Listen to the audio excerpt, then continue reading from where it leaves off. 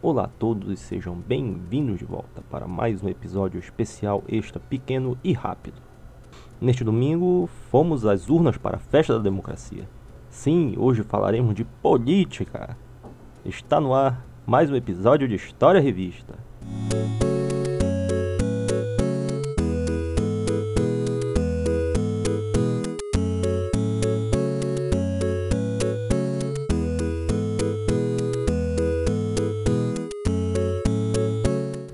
Hoje, em quase todo o Brasil, foi o dia do primeiro turno da eleição de prefeitos e vereadores.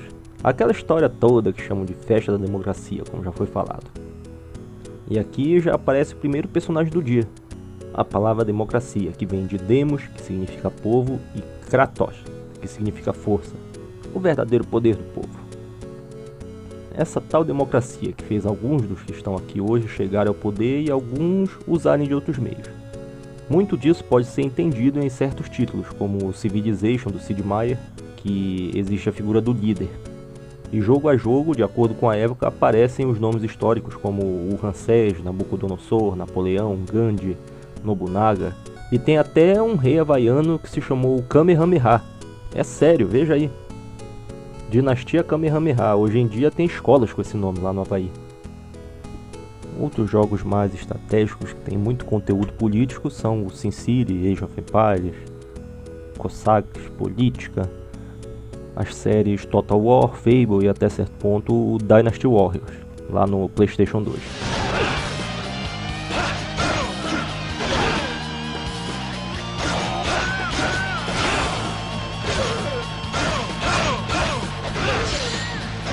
Como não poderia deixar de ser, a Guerra Fria também tem seus títulos. Na verdade, centenas de títulos. Teve os que foram só uma fase naquele tempo e outros que pegaram como tema principal. Tem um com o nome Guerra Fria para o Xbox PC. Que tal um com a foice e o martelo?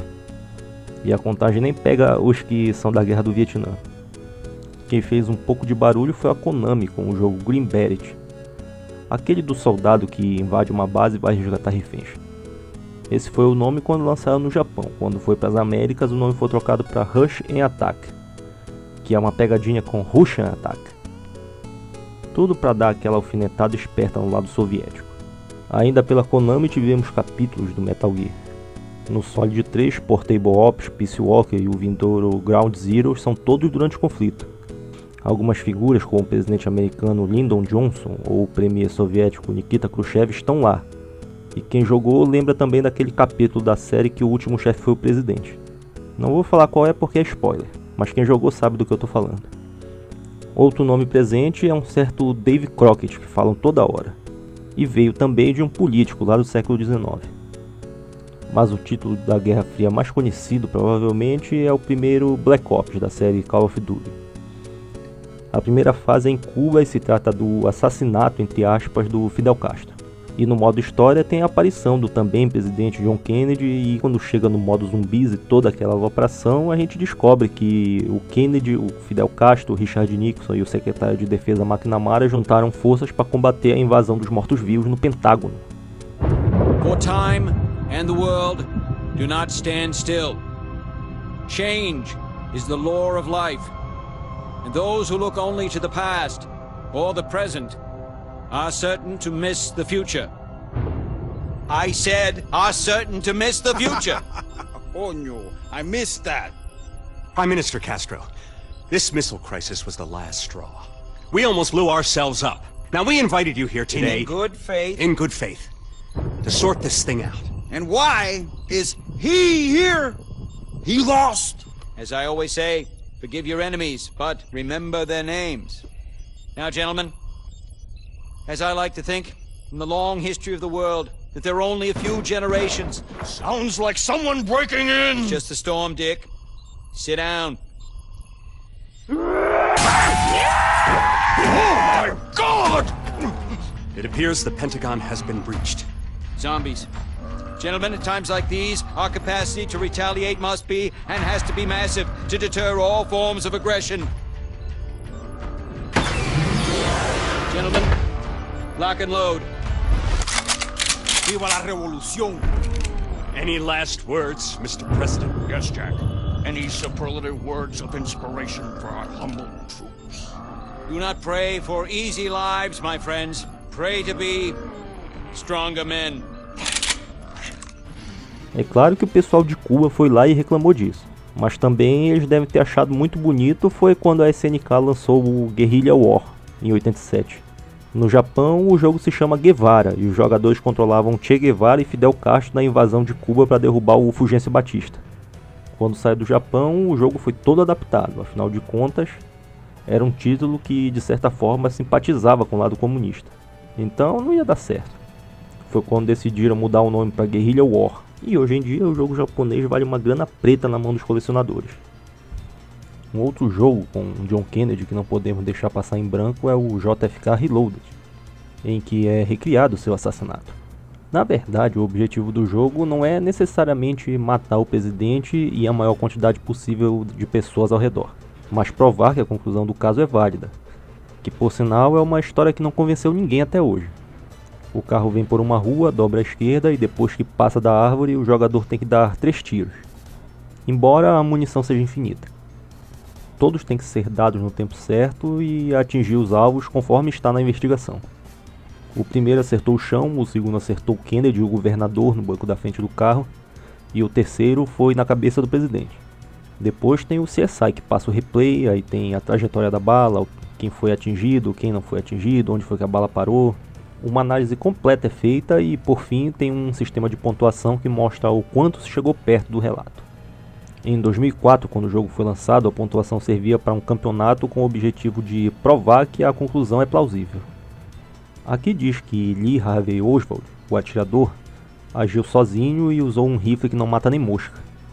Mas o jogo também ajuda a derrubar essa teoria porque na primeira cena já fica a pergunta: por que ele não atirou quando o carro vinha direto na sua direção? Por que ele esperou o carro fazer uma curva, ir embora e atirar só depois que ele estava atrás de uma árvore? A teoria mais aceita fala que tinham outros 2 atiradores ao redor. E nessa posição o alvo seria pego no fogo cruzado.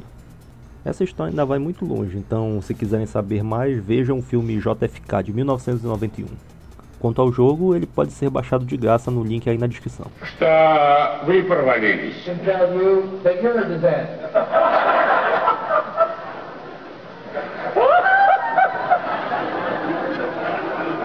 Be sure you get the right attribution there. Я надеюсь, что вы правильно все это поняли.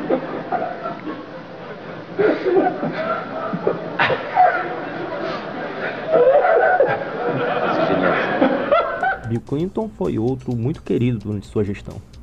Todo mundo lembra de sua aparição com a esposa e o príncipe Charles no NBA Jam, mas ele também participou do boxe Ready to Rumble. Aquele que já falamos que teve o Shaquille O'Neal e também tem o Michael Jackson. Ele e a esposa voltaram para um novo NBA Jam que foi lançado ano passado. E teve até um jogo cancelado na época dos 16 bits. A Caneco fez um jogo de aventura em que o protagonista era o seu gato de estimação, o Sox. O jogo foi cancelado quando já estava quase pronto, mas até parece que eles não sabiam que seria censurado. Afinal de contas, falaram que alguns dos chefes de fases eram baseados nos políticos do outro partido. Aí na descrição tem um link para o único vídeo desse jogo em movimento. É de um colecionador que conseguiu um protótipo em algum lugar e tem recebido ameaça de morte porque ele não quer liberar a ROM na internet. O George Bush filho também tem sua participação nesse novo NBA Jam. E seus grandes amigos Osama e Saddam Hussein também têm o seu momento. Desde Desert Strike e outros jogos de guerra que o Saddam aparece, ou pelo menos alguém muito parecido com ele. Mas os dois apareceram juntos em Fugitive Hunter, ou os 10 mais procurados na América. A gente joga como um caçador de recompensa e cada fase é um dos elementos da lista. E a grosso modo podemos falar que o Saddam e o Osama são os últimos chefes do jogo.